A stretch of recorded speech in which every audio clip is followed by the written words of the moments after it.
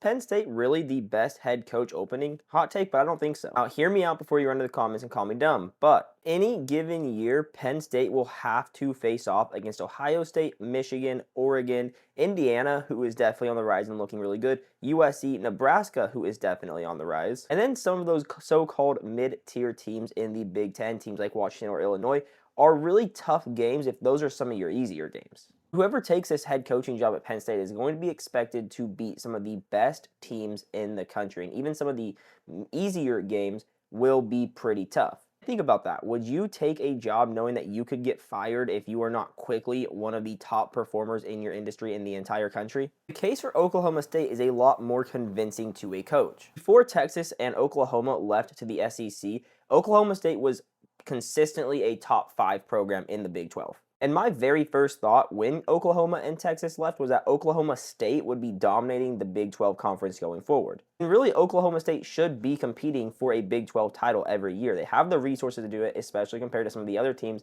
in the Big 12 that just don't seem to care as much about football and give the same resources that Oklahoma State does. And in the Big 12, you're competing against these teams here. Like Texas Tech is looking good this year, but they haven't proved that they're a contender year in and year out. Like Utah is probably the team that's the biggest contender in the Big 12 every year outside of Oklahoma State, and they're not as good as Ohio State or Oregon or even Michigan in a typical year. Like Baylor and TCU have shown that they can have the odd good year, but again, they're not a perennial Big 12 title contender. Whoever takes the head coaching job at Oklahoma State is going to have a good shot to make it to the college football playoffs year in and year out. And if I am a head coach and I can get fired and my way of life is on the line, I want to go somewhere where I have a chance to make it to the college football playoffs year in and year out and not get fired, as opposed to going somewhere that's going to be a very, very tough place to make it out of the conference. And that's why I'm asking,